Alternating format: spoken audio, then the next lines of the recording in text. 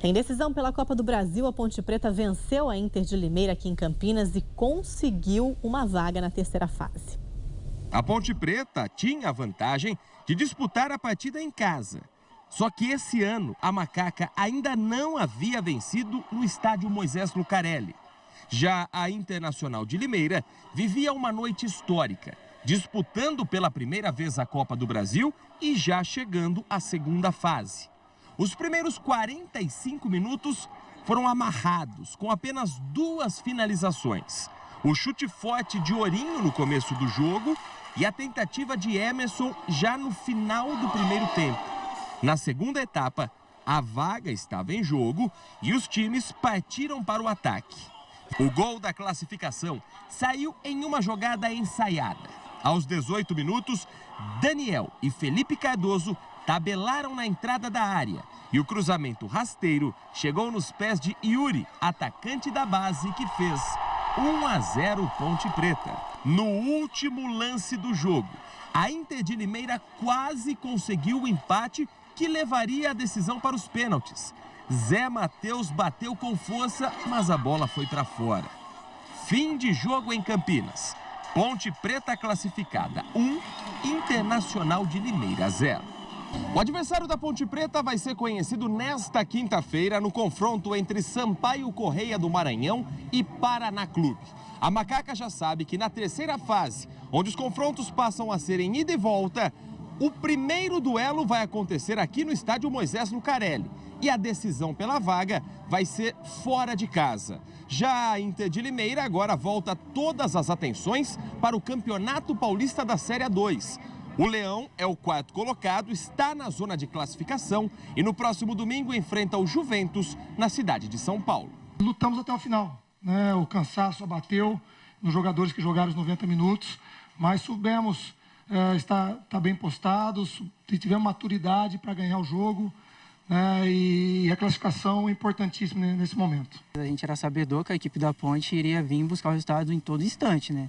Mas a Inter foi aguerrida, a gente veio aqui para propor o jogo também, não viemos só para ficar atrás. Infelizmente tomamos gol, e o futebol é assim, né? Um tem que sair vencedor, mas a gente saiu aqui honrado e de pé. Também pela Copa do Brasil, o jogo entre Bragantino e Altos do Piauí foi definido no último minuto dos acréscimos. Parecia certa que a definição da vaga na terceira fase da Copa do Brasil sairia nos pênaltis. Até os 48 do segundo tempo, o placar anotava 0-0. Mas antes de falar do herói do jogo, vamos voltar um pouco. No primeiro tempo, o Massa Bruta até teve chance de abrir vantagem. Everton derrubou o Matheus Peixoto na grande área. Pênalti que Diego Macedo cobrou e mandou longe. E Diego só não foi o grande vilão do jogo porque foi salvo por Léo Jaime. Aos 49 minutos da segunda etapa, ele aproveitou um passe de William Schuster na área e mandou para o gol.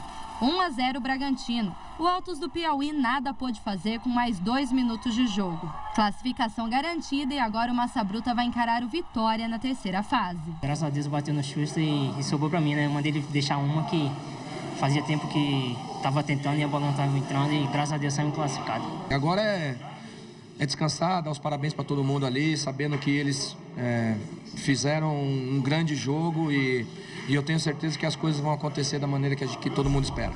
No jogo atrasado pelo Paulistão da Série A1, São Paulo perdeu para o Ituano. A derrota aumentou a crise do treinador Dorival Júnior e provocou protestos dos torcedores. A zaga do São Paulo não acompanhou o lance. Ronaldo ficou na cara do gol e tocou entre as pernas de Sidão no primeiro gol do Ituano. Cueva marcou o gol de empate. Mas a defesa se descuidou de novo e Alisson fez o segundo do Ituano. Cueva ainda teve a chance de evitar a derrota, mas parou em Wagner na cobrança do pênalti. Final, Ituano 2, São Paulo 1. Derrotas são coletivas, não são de jogadores. Tem um responsável que é o treinador e eu não vou fugir à minha responsabilidade jamais. De madrugada, um grupo de torcedores foi ao centro de treinamento do São Paulo protestar contra a campanha do time. Queremos treinador! Pela Série A3, o Velo Clube venceu o Grêmio Osasco fora de casa por 2-1. O Capivariano ganhou do Taboão da Serra por 2-0. E ainda teve clássico regional no retorno do Rio Branco ao Décio Vita. No duelo regional, União Barbarense levou a melhor sobre o Rio Branco de Americana. Wilker recebeu livre na grande área, mas sofreu pênalti. Na cobrança, Jean Natal bateu com força no ângulo e marcou o único gol do jogo. Com o resultado, Leão da 13 somou 14 pontos, deixou a zona de rebaixamento e ainda empurrou o rival para a vice-lanterna da competição, com apenas 8 pontos ganhos.